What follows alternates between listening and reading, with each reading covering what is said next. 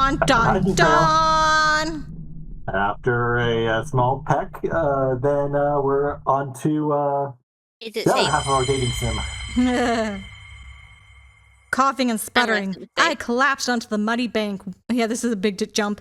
Waterlogged and shivering. My clothes clung to me, heavy and cold, each movement sending a wave of icy discomfort through my body. It's a good thing it's hot. I gasped for breath, my lungs burning from the shock and exertion. My heart hammered against my ribs, a frantic rhythm against the sudden stillness. Hey, we're back here! Are we trying to get away from this? Oh, wow. Hi, everybody. This is awkward. Suddenly, I was surrounded by the others. Their faces swam into focus. Was that annoyance? Concern? It was hard to tell through the blur of my own panic. Candy was there, her brow furrowed, though on her it looked more like a cartoon confusion than actual worry. Her usual bright energy shimmered just beneath the surface, barely contained. Summer was assessing the damage to the collapsed bridge, shaking her head.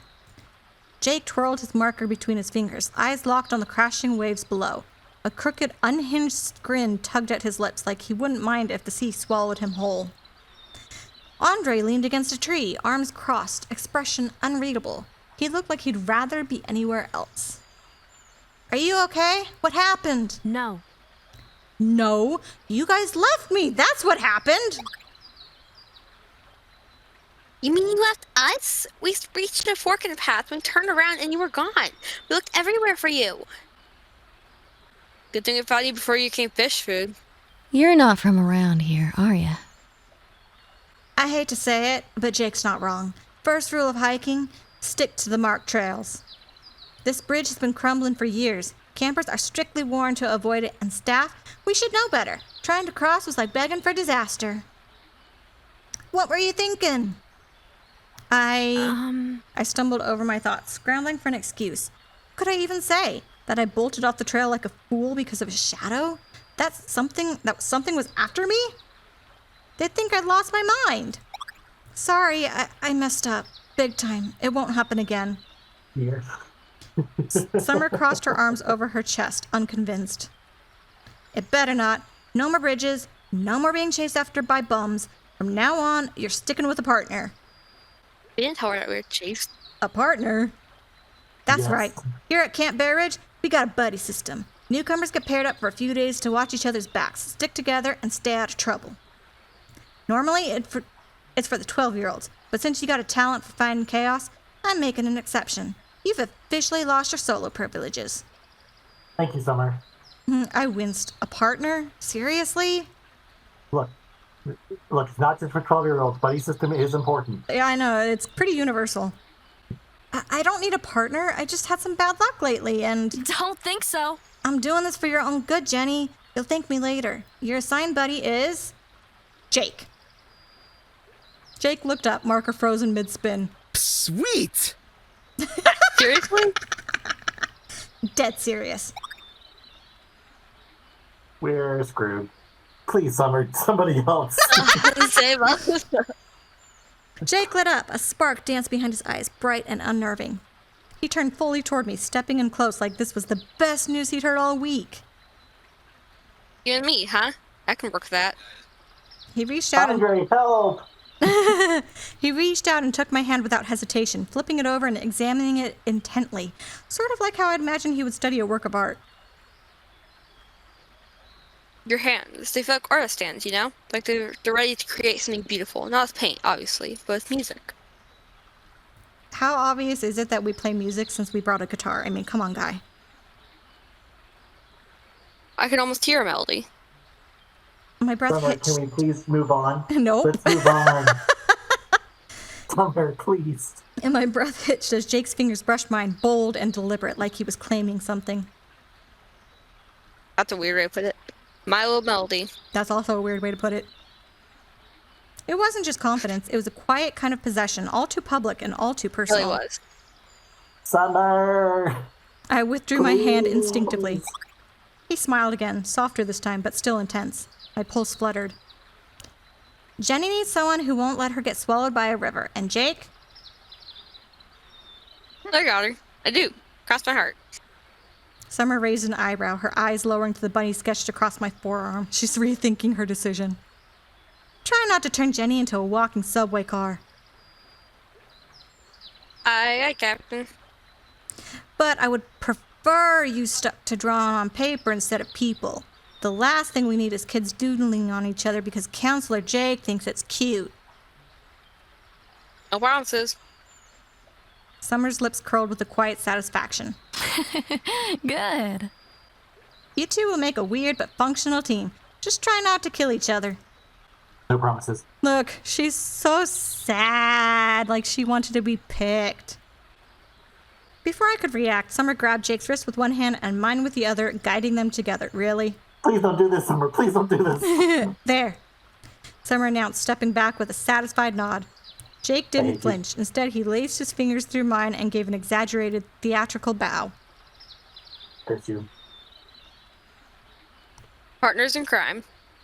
No. This is gonna be a disaster. I always forget Agreed. Candy's name. Or a masterpiece. See? Teamwork. After some time, we reached a clearing in the trees. The sun blazed overhead, casting golden warmth across the open land. In the center stood the main cabin of Camp Bear Ridge, rustic and sturdy, the wood-paneled exterior weathered by time. Wide fields of flat open ground stretched endlessly beyond the massive structure. It seemed perfect for pitching tents and setting up campfire circles. The distant twitter of birds carried in the breeze, mingling with the ever-present hum of cicadas. Despite the open land stretching far in every direction, something about it felt unsettling. I had expected the buzz of preparation, camp counselors arriving in groups, hauling gear, laughing, unpacking supplies, maybe arguing over tent spots. I imagined a dozen voices overlapping, the chaos of people getting ready for something big. But there was none of that. No walkie-talkie chatter, no hurried footsteps, barely any parked cars. Just us, standing in a vast, sunlit clearing that felt far too quiet for what was supposed to be a counselor training. It was like we'd shown up early for a party no one else knew about. Bear Ridge was the most popular summer camp in all of New Empress. The place should be teeming with activity this time of year, shouldn't it? Jake was the first to speak up. Whoa. It's always this quiet. Hey. Yeah, where is everyone? Oh. I don't know, this is strange. For a brief second, Summer's confident facade faltered. Her eyes scanned the clearing, narrowed and alert like she was calculating something. Her posture stiffened, the corners of her mouth twitching downward. Uncertainty flickered across her face like a shadow, swift but noticeable. That brief crack in her armor said more than words ever could. Then, just as quickly, she straightened her shoulders and smoothed the tension from her face. Maybe everyone's running late. Let's check in with Ian. Summer led our advance to the main cabin. Candy tapped my shoulder. Where's Andre? I shrugged, my gaze sweeping over the campgrounds. There was no sign of him anywhere. Why doesn't Andre get a partner? We stopped at the front door of the cabin. Summer reached for the knob and pulled. It didn't budge. Huh? She tried again, twisting harder, then rattling it. Still locked. That's not right. Ian's always here early to greet everyone. He practically lives in this place. She backpedaled and scanned the front of the cabin. That's when I noticed it. Wait, there's something on the door. I stepped closer and peeled a wind-ruffled piece of paper from where it hung crookedly on the cabin doorframe. How did they not see that? The ink had bled slightly, like it had been written in a hurry. Candy peered over my shoulder at the letter. Hey. That's from Mr. Matthews. I know his handwriting. It's like chicken scratch. Give me that! She snatched the letter from my hand and read it out loud. Hey, Bear Ridge superstars. Got a family emergency that needs handling, but I'll be back before the kids arrive. Please use your tents for shelter instead of the cabins for now. Long story, plumbing issue. There's a cooler with food and drinks locked in the back shed. Keys are with Norman. Stick to the itinerary and I'll see you soon. Behave yourselves, Mr. Matthews. Huh? Who's Norman? Oh, hi, Norman. Hey, Matthew, want to do it? Looking for me? I yelped, spinning so fast I nearly tripped over my own feet. Candy shrieked, hiding behind me, clinging to my shoulders for protection.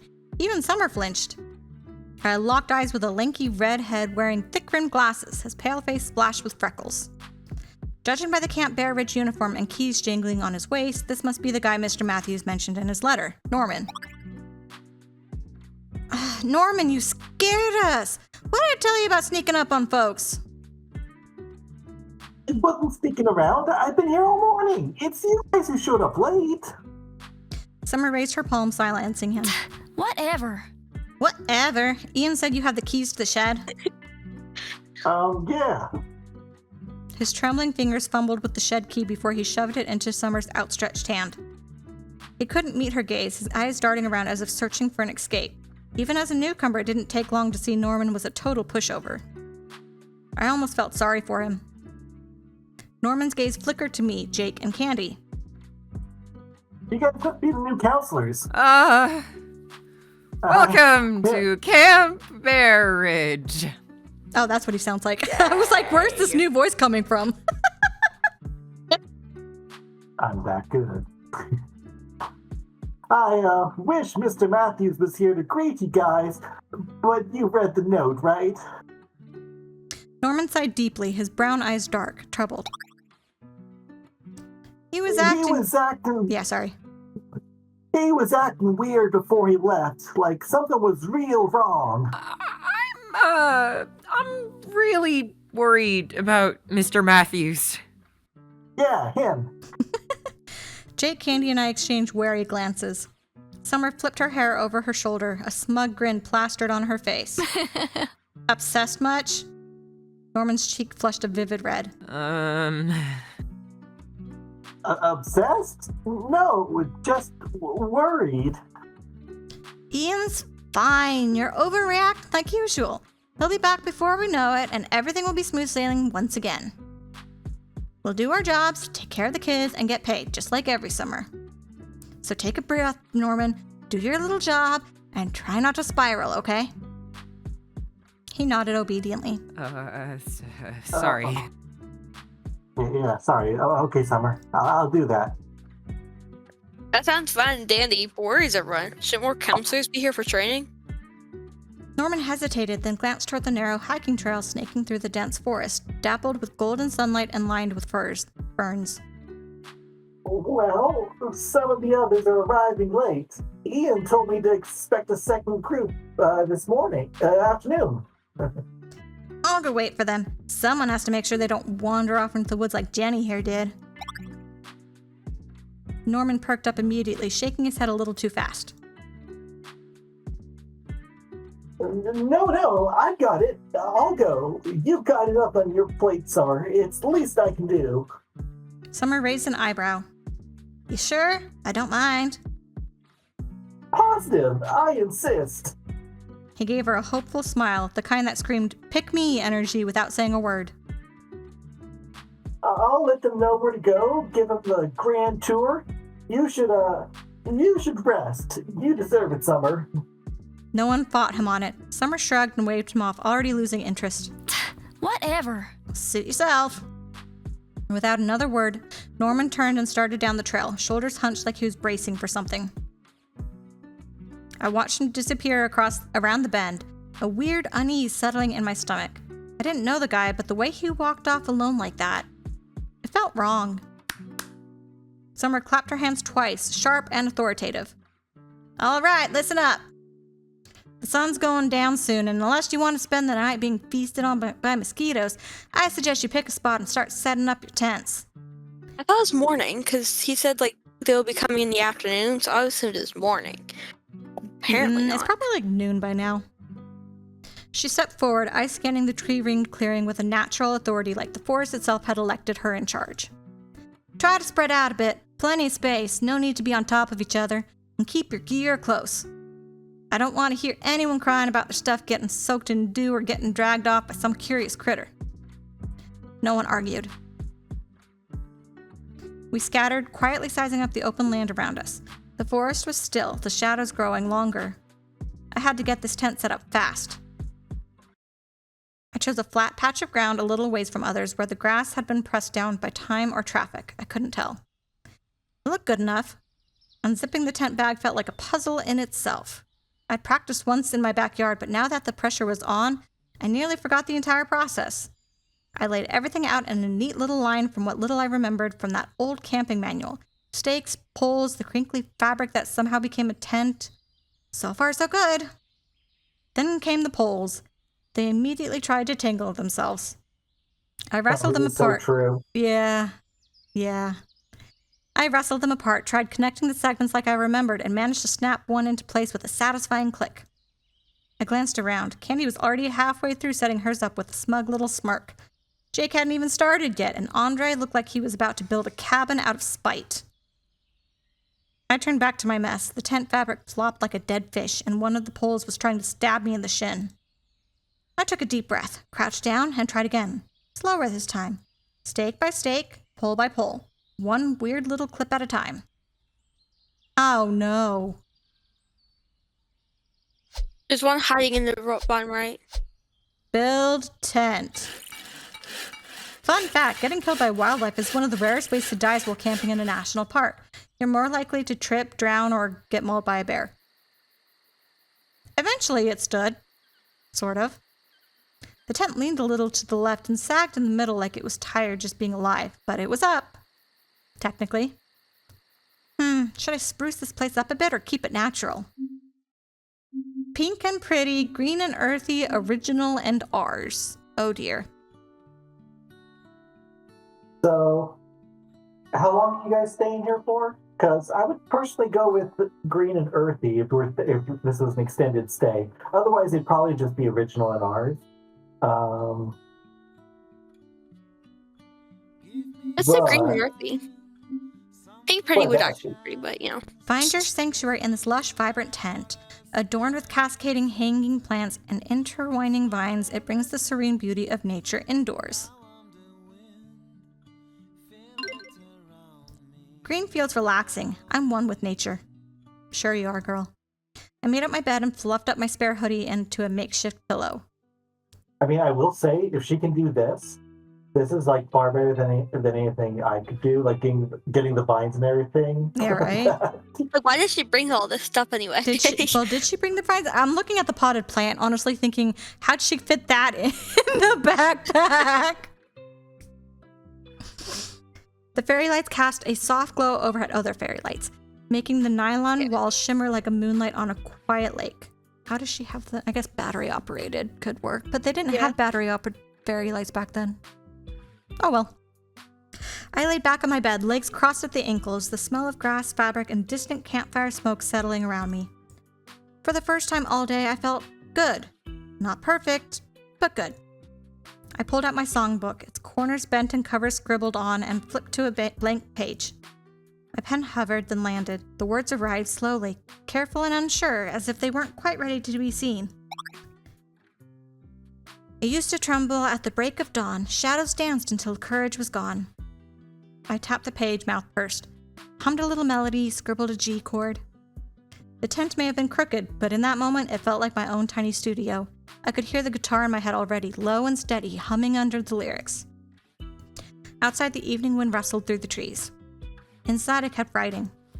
Then came the footsteps. Soft at first, crunching lightly through the grass outside. I froze, pen hovering above the page. Someone was close. A shadow moved across the thin nylon wall.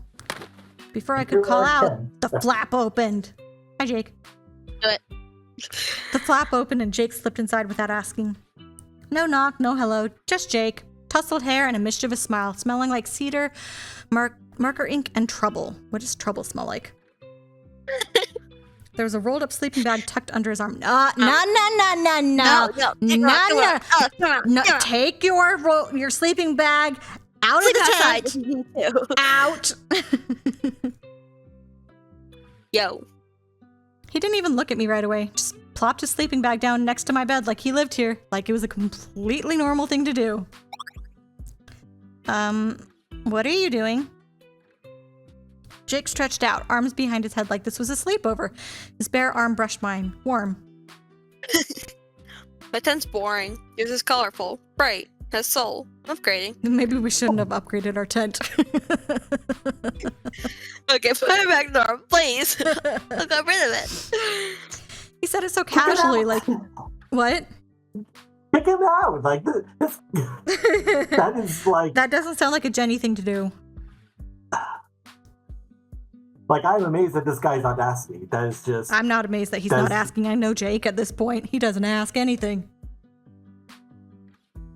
He said it casually, like crashing my tent was just part of the nightly itinerary. I stared at him, my pulse racing. He finally looked over at me, one brow raised. What? Are you lonely here by yourself? no. I wasn't. Not until he said it. Jake, Even then. Jake laid beside me, arm propped behind his head like a makeshift pillow. He was making himself comfortable in my tent, inviting himself in without considering my feelings. We'd only met this morning, and already he acted like we'd known each other for years. It was like social rules just didn't apply to him. There was something offbeat about him. Odd, strange, not like normal people. Not your job to figure out what that is. He is being rude. Kick him out. As you say that, and for some reasons I couldn't explain that only made me want to understand him more. Nope. But the logical side of me was screaming to get out now while I still had the chance. It warned me that Jake wasn't just strange. He was unpredictable. Yes, you are right about that. My gaze flicked to the pocket knife poking out from his jeans, just visible enough to make me wonder. Not threatening, but a reminder. Of what? I wasn't sure. Still, I remained rooted in place, caught in the gravitational pull of his strange little orbit. I closed my songbook, plagued with conflicted thoughts. Jake needed to learn to respect my boundaries, but I didn't want to ruin this fragile, weird, magnetic little thing we were building. Quick save! Ruin it. I didn't understand it yet, but I wasn't ready to let it go. I took a breath Oh my and gosh. exhaled deeply. It's not okay. Okay, you better give us a I had choice. two choices. Ask him to leave or confront him about his behavior lately. Okay, Okay, those are actually confront both of him! those are good options. So at least Yeah. Jenny is doing something. Okay. I would say push him away because it's not your. Confronting him is getting to the bottom of why he's acting like that, as opposed to pushing him away, which is just get out of my tent, dude. This is just. But we this is want not that acceptable. magnetic feeling to stay. Yeah, if you want the magnetic feeling to stay, then No, we just. don't. Get him out of here. Like I said, but I don't like how they say push away is meek. I don't like that particular definition. Yeah, it's not really meek to be like, get out of my tent. Right. I guess it depends on how it's But- said. It could Yeah. technically be brave. If you're the thing is, if you're meek about it, then I don't think he's gonna respect it. Probably not. I mean, he might respect it, but he'd just be like, girl, I thought you were better than this. And it's like, dude, I thought you were better than this. I know. But I don't think that would be what Jenny would say. So I guess we disappointed each other. So bye. Bye. Guess we're going out with Summer. Except Summer doesn't have a high opinion of me right now. Look, it's early days yet. Like, she's still the most confident person there. Like, after all the decisions that Summer has made, I would actually back up. I would say, yeah, this makes sense. Summer's actually doing good.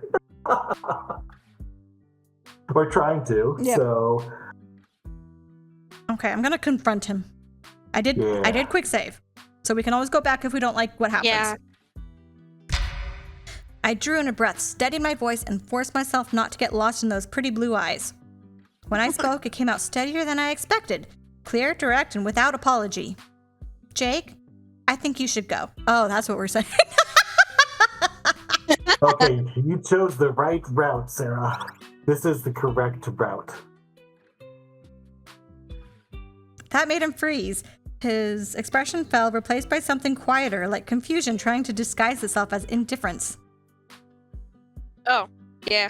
Right. Okay, confronting him wasn't supposed to be like, get up and leave. I thought that was the Yeah. other option. I thought that was asking a question. I don't know. I feel better about this. Yeah. He sat up slowly, brushing imaginary dirt off his jeans. For once, he wasn't performing. He looked stripped of his usual act. No smirk, no witty deflection. Just a boy, suddenly unsure of his place in the room. Well, he barged into a girl's room, so he should be unsure. I'm making you uncomfortable, aren't I? I didn't mean to. It's not that I think I can just barge in people's personal space. Boundaries, warnings, feelings. I see them, but it's not like they don't stick. Like my brain skips that part and barrels forward anyway. Well, they still exist. I act first, feel second, think third, if at all. Everything happens fast in my head, and I don't always realize how it lands until it's already done. Okay. His eyes flicked toward mine, then Well. away again. I've always been like this, impulsive. Too much. I walk into rooms I'm not invited to because I think maybe someone wants me there. Then I realize I read it wrong. Too late. He hesitated. I don't feel things like normal people do. Not always, when I should. Sometimes it's like there's this fog, and by the time it clears, I've already screwed something up. He stood on his knees, hands on his sleeping bag. I'll go. I get it. Okay. Suddenly dumping that on you is not... You're thinking Look, it's manipulative? It is manipulative, yeah. And well, it could go either way, honestly. I don't know exactly what the author of the game is going for here, but I think the author of the game is going for this as being the truth. He's being truthful. I think that's what the Yeah. author is going for. It's only manipulative if he's trying to get you to change your mind and say, no, stay. Right, exactly. That thing's, and I don't know. If I was there, I would say, look, I get it. I like you, but this is taking this a little bit fast. Yeah, TMI kid. Communication is key. Like I get it. I don't get it, but I am willing to work with you on this. But so let's just keep. Just take a step back. Take a step back. Communication is key. Let's talk about it, and then it's night. So let's take it. It's been a rough day. Take a nap. You can visit, but you And can't we stay. Yeah, we convene in the morning. There was no bitterness in his voice, just resignation and maybe a little disappointment. Suddenly, I took a page from Jake's book. Done. My hand moved before my thoughts could catch up. I reached for his hand, wrapped my fingers around his. He stilled. His eyes met mine, wide and startled, like he wasn't used to someone choosing him. Stay. Get out! No, stay! Gosh. And just like that, he did. Oh gosh. Something shifted in his We stormy thought blue it was so eyes. well. What? We thought it was going so well. Can we go back to office, dude? Something He's shifted. Say that again. Office dude is making terrible choices too, but he's at least an adult about it. So far. I mean, he technically is an adult, whereas we're technically not an adult. Something shifted in his stormy blue eyes, like a crack deep beneath the surface was finally giving way. One fracture and everything he buried came rushing up in a flood too strong to stop. Look, I know I'm a lot. Too much. I've been told that all my whole life. But the second I met you, oh boy. He paused, Here it comes. searching for the words. I felt like someone finally tuned in the same weird station I've been broadcasting on. Like I could be myself. Messy, impulsive, a little crazy. You make me feel safe. I don't have to hide or filter or shrink down just to be tolerated. He shook his head, laughing awkwardly without humor.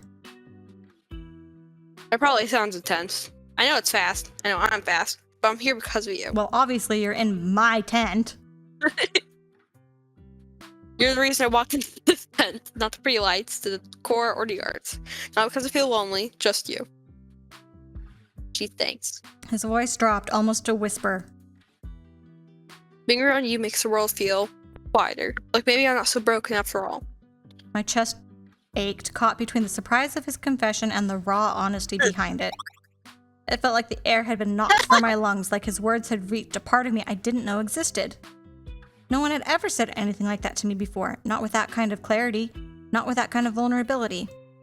I felt exposed and comforted all at once, wanted in a way that went deeper than just being liked. And terrifying as that was, it was also kind of beautiful. A voice sliced through the quiet, yanking us back to reality. Attention, Thank campers! I have refreshments here, drinks for everyone. Jake blinked and looked toward the flap. Cherry Kool-Aid, people! And yes, there's ice. Plenty of ice to go around. We both turned toward the faint glow outside.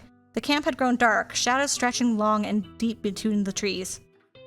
But there Summer was, standing next to a weathered picnic table, her silhouette outlined in moonlight.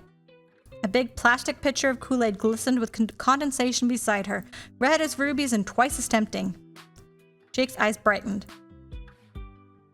That actually sounds amazing. I hadn't realized how parched I was until now. My throat was dry, lips chapped. Refreshment was exactly what I needed. Jake looked back at me, the edge of a smile returning to his face. Want to go? I hesitated, then nodded. Maybe the night wasn't done unraveling just yet. We both slipped out into the night. The air outside was crisp, carrying the scent of pine and earth. So if it's night, where's the other campers? Crickets chirped in the underbrush as we made our way over to Summer's table. She raised a brow as we approached, pouring the Kool-Aid into red plastic cups. Look who finally emerged from their cozy little love nest. Must have been some deep emotional unpacking in there. You don't even know, Summer. My first burned so hot that it felt like I could light the whole forest on fire. Okay, that's maybe exaggerating it a little bit, but okay. The way Summer said it, loud and smug and way too knowing, it made my stomach flip. I didn't even know what Jake and I were, but now it felt like we had a label stamped across our foreheads. People were watching, noticing, whispering probably. That flutter in my chest twisted tighter. Thank you. Summer handed me a red cup filled to the brim, and I muttered a quick thanks, trying to keep my hands from shaking as I took it. Jake reached for one, but Summer tilted the pitcher just out of reach. Oops, look like we're all out. She said it with a smile that didn't quite reach her eyes. The pitcher was still half full. Really, Summer? She's making him drink from our cup. Little nosy. Oh my goodness. Jake quirked a brow. What do you mean? What do you mean? Sorry. Right there. I got really into it. No, it's not. There's none left. Scout's honor. Jake bristled, his shoulders squared, and the amusement drained from his face. He glanced from her expression to the half-full pitcher, then back again, eyes darkening with restrained irritation. Lame. Seriously. I shifted on my feet, the air around us thick with discomfort. I could practically hear the unspoken challenge between them, feel it ripple through the space like static. Summer looked completely unfazed, a small teasing smirk on her face. Sorry, better luck next time. Hey, what's... I don't get what she's trying to pull here. I'm thirsty. I don't know. Whatever. Drink water. She gave her hair a casual toss, seized the pitcher with exaggerated flair, and sauntered off. Jake exhaled hard through his nose, shoulders sagging in defeat. He turned to face me. I got a feeling she doesn't like me. No. Just a hunch. Could be wrong. I watched Summer hand out drinks to Candy and Andre without hesitation, shamelessly excluding Jake. My stomach hardened. She definitely doesn't like you. I looked down at my empty cup, a pang of guilt hitting me. You already drank the entire thing? I drained it before I even realized. Sweet, cold, gone in seconds, and never once thought to offer Jake a sip, not even a taste. Still, I hadn't expected Summer to actually go that far. Giving everyone else a drink except Jake felt petty, like middle school's cafeteria levels of cruel. Jake's gaze dropped It's to my still half full. You can just refill your own cup, and then I don't like where this is going. Jake's gaze dropped to my lips. He's gonna drink the Kool-Aid from my lips. Just kidding. His blue eyes smoldered. You're welcome, Kelly.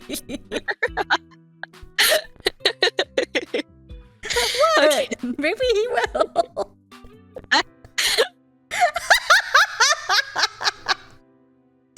He stepped closer. This is not proving me wrong so far. He stepped closer, his presence suddenly overwhelming, every inch of him tense with restraint. The air between us shifted from casual to intimate in an instant. This is the Kool-Aid. I would say the Kool-Aid was drugged, but he didn't get any of the Kool-Aid. I felt it in my chest and my fingertips and the way my breath hitched. Whatever this was between us, it was no longer harmless and it was developing fast. I fought the urge to pull away, to run and hide. I have an idea. I don't like this idea. May I? I'm waiting. May I? Please say yes. I nodded. I find my voice. No, I need to hear you say it. Please. Little Melody. Ugh, really? A dark curiosity took the forefront of my mind. I had no clue why he was asking for consent. What was he about to do? The question tumbled through my mind, tangled in the tension between us. Are you sure you wanted to be here, Matthew? Whatever he was thinking, I needed to see it through. I needed to know. What? Just ask him. No, you don't need Oh my gosh. Yes. Well, at least he's asking for consent this time. Kelly, I was right. Oh my god. Why were you right, Sarah? Why did you have to be right? Really? He leaned in and licked my mouth. It was light, wet brush, but just enough to taste the remnants of cherry on my lips. How can you taste the cherry? Okay, he can. Ask that question, A Sarah. low sound escaped him. Blah, blah, blah, blah, blah, blah, blah. He really likes the taste like of cherry. diabetes.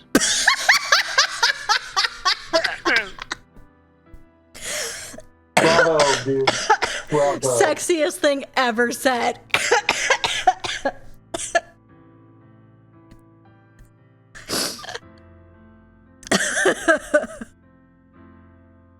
I blinked, caught in a dangerous web of desire. Get out of that web. There's a reason that they're dangerous. I could barely hear anything past the blood racing in my ears. What'd you say? Jake didn't answer. He took a step forward, gently pressing me back until my shoulders met the rough bark of the pine tree. His hands rested on either side of me, not touching, but close. Close enough to feel the warmth radiating from his skin. I'd like to point out that everybody's watching you right now. I know, right? You know they are. And Summer's over there going like, man, if I knew that this is what was going to happen if I told him no. His gaze searched mine, not for permission this time, but for connection. For something real. Your eyes are so goddamn beautiful. And the pigment is so goddamn rich, like umber. No. Sepia. Oh, is that how you say it? Sepia. I always said it's sepia. It's kind of interesting which lines they chose to have the actors read out. Yeah. His words struck something deep inside me like a match dragged across the edge of my soul. I felt it catch. Because he said that your eyes look like sepia? Suddenly bright, undeniable, a fire I didn't know I had roaring to life just for him. Just because he said my eyes were sepia. And we kissed again. Yep, I think the drink was drugged, Sarah. Nothing timid about it. Taste of cherry. World blurred. All that remained was our mouths. Excuse me? Perfect! Yes! The horror! It didn't sound like a girl, so Andre, or... No. It was, I forget his the other name. guy. Thompson? Matthew's Dennis? other character. Well, it was not Dennis. Yeah, I forget his I don't name. know. He's dead now. Nelson? No. Carson? Does it matter? He's dead. Then a scream tore through the woods. Sharp, shrill, and unmistakably human. We both froze. It wasn't far. It sounded like Norman! Norman! He's still dead. Dun dun dun dun! Wow, we're still at the office. No. Oh, no, it's an apartment. Okay. New Empress City was a chaotic symphony of noise outside my window. It was nearly midnight, yet the sirens continued to wail. Emergency vehicles rushing through the streets endlessly. How much longer do you think there is? We've been recording for an hour and a half. It was almost we should be close to the end, I think. Yeah. I think so. You good to keep going? A little bit longer, then I'll probably have to get off. Okay. I think this Oliver's scene is the last one. Oh, wait, no, probably. Yeah, We'll see. Never mind. Flickers of neon lashed at the windows. My ceiling was a mess of shifting light, red and gold, flickering in the corners of my blurred vision. The city was being swallowed whole by crime, and I could do nothing but lay here in bed and seethe. My shirt half unbuttoned and tie hanging loosely. There's no tie. I cradled my glass of scotch to my there's no. Though it's down there. It was warm from neglect, the ice slowly withering away. My gaze occasionally drifted to the open files on my desk. Pages fanned out haphazardly as if they were waiting for me to admit my failure. The Bear Ridge Ripper case. It was a puzzle with too many missing puzzle pieces. The trail was going cold. I should be going over them, playing the tapes again and again, reading the witness statements until something finally gives. But I do not move. I raised my drink to my lips. It stung as it went down. I wished it burned hotter. I wished the alcohol scorched a fire so potent in my soul that it gave me the purpose, the incorruptible zeal to carry on. It never did. I often wondered if it was worth indulging in such a poison. It isn't. Perhaps it is better to stew in my inadequacy and let the wounds fester, to feel the brunt of my suffering until the ache dulled naturally. Surely that was a possibility, wasn't it? There was no detective in me tonight, no dissecting another scream, no decoding ulterior motives or cryptic lies. Oliver. I heard her at the edge of my consciousness, her voice a longing whisper curling into my ear, soft as smoke and just as suffocating. I brought a ghost home because I kissed her. The haunting symphony dragged across my thoughts like fingernails on old wood. Her foreboding presence had followed me outside the office into my home. I didn't fight it. This is not part of the deal, and also she did not follow up on her part of the original part of the deal, Not which yet. was knowledge. I let her settle into the hollow between my ribs. It was insanity, really, the way I didn't take off running and screaming whenever she called out to me. The glass. Well, at least he has. At least he acknowledges this part of himself that he is insane. The glass in my hand tilted slightly, liquid amber swaying. I brought the drink to my lips again. The scotch burned, but not enough to drown her out, not enough to wash away the blackness the ISWA had stained on my heart. Hello? A knock at the door. Who's there? 3 short taps. I kept still. More knocking. I considered ignoring it, letting it go. Whoever it was would get the hint. No one should be knocking at this hour. It's going to be our partner. Not unless they wanted something. Blood, answers, or worse. Both. I set the glass down on the nightstand, the sound of it meeting wood far too loud in the quiet. Yep, I knew it was him! Rookie. Wow, you didn't have to say it like that. Jeez. The mere sight of his ridiculous, arrogant smile at this hour drew a curse from my lips. Bloody hell. What was this fool doing here? I had enough problems already. I wasn't in the mood to add the cleaner to the list. For the death list. You never know. I brought drinks, and just like that, we're best friends. I mean, he did bring drinks. Should we let him inside? He did bring drinks. I'm curious at what's like. This Same. guy has been a room with the company for a while, and he knows what's up. Yeah, let's let him inside. He does meet weird people inside of bathrooms, but I'm not going to hold that against him. I already have drinks. Great, now you have more. He invited himself inside, stepping past my rigid form. Intrigued and exasperated, I allowed him to stay. For now. So, sorry to disturb your sleep or private drinking session or whatever it is you do at this hour. I don't judge, but I have news. The boss man, the old bald guy with the bad habit of popping up when you least expect it, like a jump scare, yeah, he thinks we make a great team. Wait, so does that mean that everybody sees visions of this old bald man? Yes. Anywho, I've been assigned as your partner permanently. Until one of us dies in a horrible fashion, anyways. You're good at your job, I'm good at my job. It's a match made in heaven. I scoffed. His annoyingly perfect smile managed to chip away at my defenses. Slightly. A perfect match? I doubt it. Not sure if you noticed or not, but the abnormal problem? It's getting worse by the day. They're multiplying. For every one we eliminate, countless others seem to emerge. The boss is getting desperate. He thinks if we work together, if I show you the ropes, humanity might have a chance. Or Wait a second, when maybe did we... you hire more people. Yeah, that's also a thing. But when was this a humanity problem? I thought this was just like a citywide problem. Our division was focused on the city. I didn't realize that our division was worldwide humanity. No wonder we have problems. Yeah, for real. It's not every day we get a detective of your caliber joining our ranks. I believe in us, Ollie. Seriously. I did too until you called me Ollie. His uncomfortable comment didn't faze me. I simply moved past him toward my evidence board. The old man. You can see him too? Of course I see him. He's our boss. Oh, interesting. Also, want to tell me why you have his handsome mug pinned on the murder board? What? I pivoted, staring at him incredulously. Because he has the ability to traverse time and space, perhaps? The old geezer jumped out of an instructional CD from the 1960s. Somehow he was at my desk. He was speaking to me, engaging with me, with us. Either we're both out of our bloody minds, or... No. Yeah, no, we aren't crazy. He said it with such firm conviction that I almost believed him. Listen, rookie.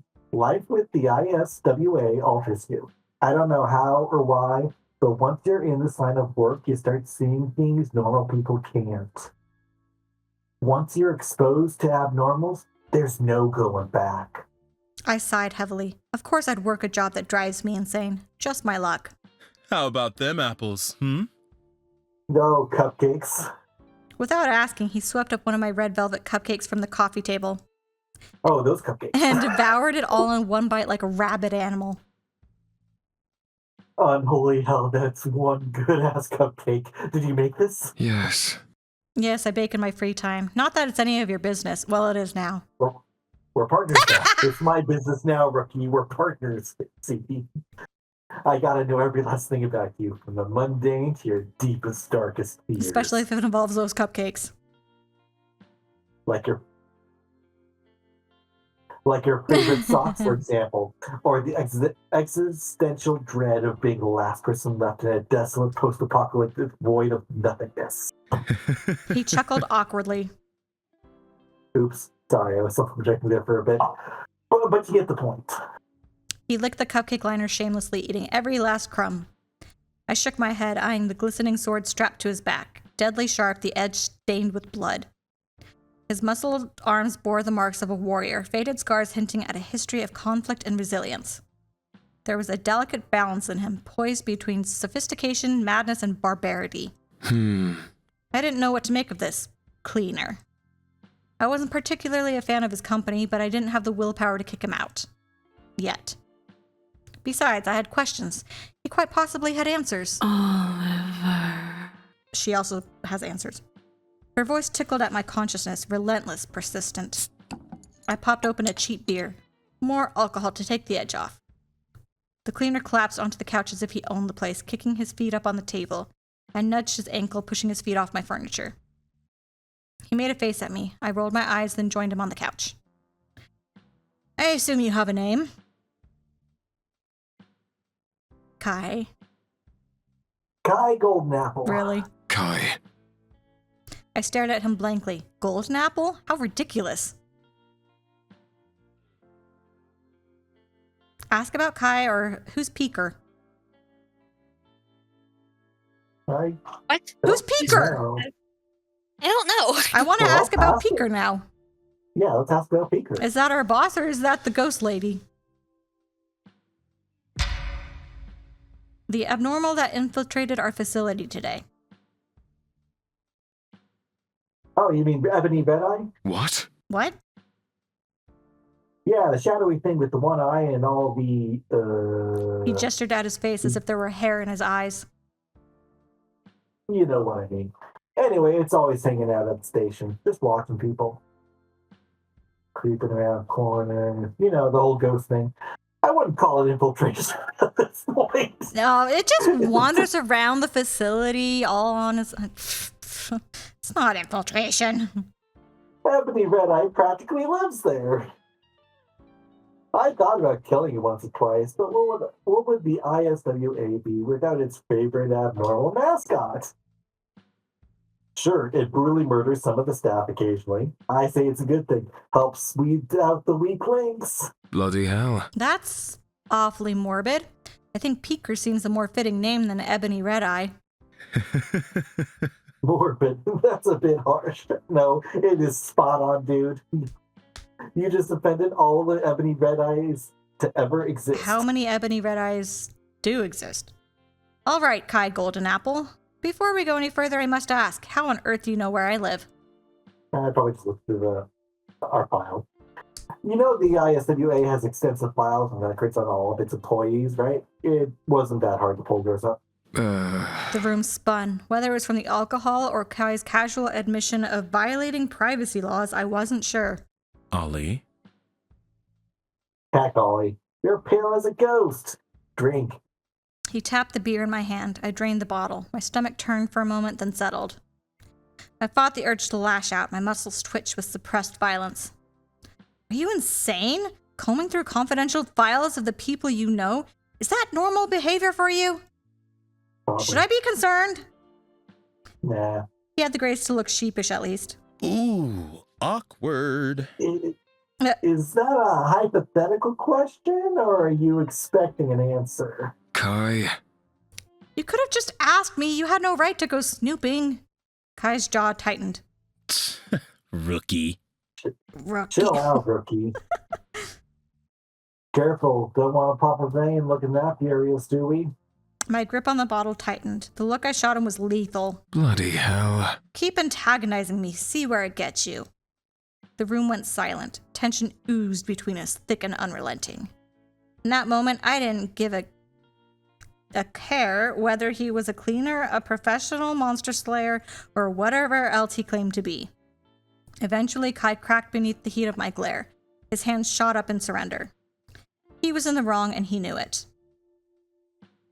All right. Relax, Ollie. You've got the face of a man who hasn't pooped in days. He imitated the face, puffing out his cheeks.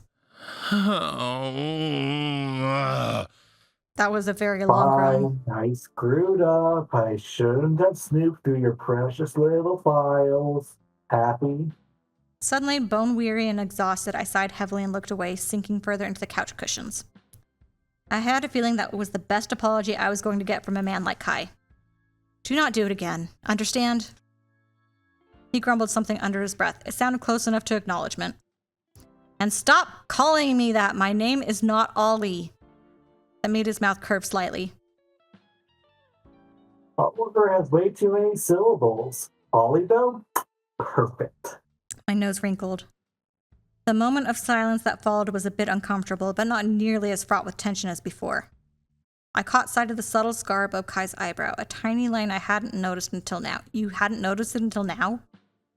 He cleared his throat, his features softening for a moment with an unexpected vulnerability.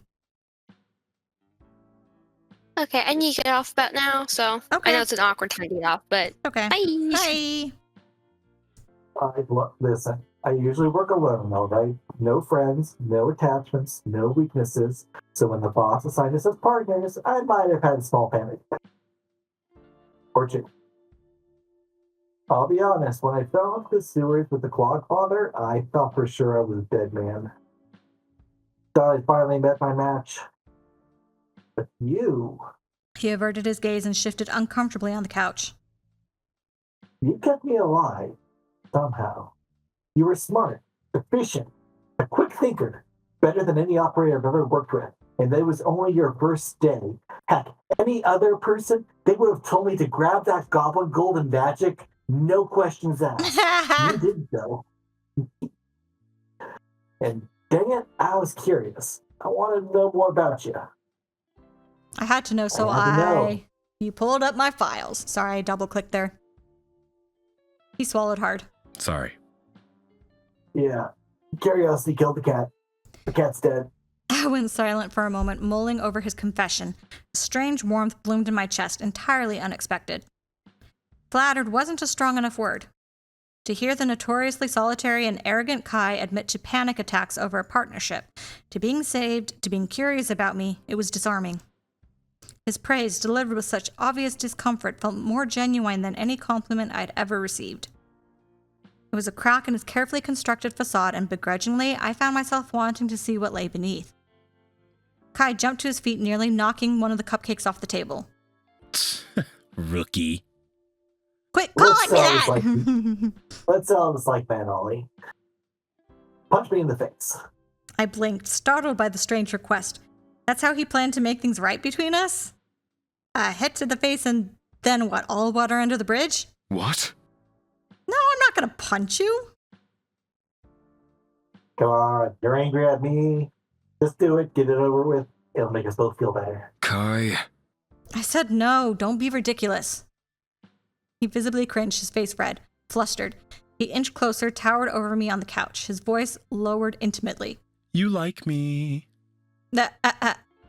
He's trying to make you punch him. Is there something else you want to do to my face instead? Well, when you put it that way, no. The smoldering intensity of his dark gaze burned a hole straight through me. My breath caught on a surge of Excuse me? The violent response was fueled by my lingering frustration with the Bear Ridge Ripper case and my fresh annoyance with Kai himself. I needed a release, a moment of selfish indulgence, and it seemed heated to punch him, punch him, punch him, punch him, punch him. No! No! That is not the answer! I was hoping for the punch. Saved by my phone! I ripped away from him, breathless, panting, my chest heaving. It took me a moment to gather my bearings, to remember who exactly the sword-wielding man across from me was. Kai. My coworker, flushed and disheveled. Bloody hell. I could only imagine what kind of a mess I looked like. I withdrew a step, turning to the nearest mirror to regain some sense of decency. Ollie? Let me help you. No. I held up a palm before he drew too close. He grimaced, reluctantly respecting my silent demand for space. The constant vibrate in my pocket gnawed at what little sanity I had left. My phone rang again and again. I considered rejecting the call, but whoever was on the other line was persistent. With a heavy sigh, I answered. Hello? God, Oliver, I've been ringing you all day. No, you haven't. I grimaced, my grip on the phone tightened. Why? What's happened? It's your daughter, Charlotte. Your daughter. What? I didn't know we had a daughter. Thank you for playing. As two indie developers, every expense from software licenses to art assets come directly out of our own pockets. Your support is crucial to bringing the full game of Bad Summer to life. Support us on Kickstarter. So, my honest input on this would be they leap into the whole romance thing way too quickly. Yes, they do. But other than that, it's really good and interesting. Yes.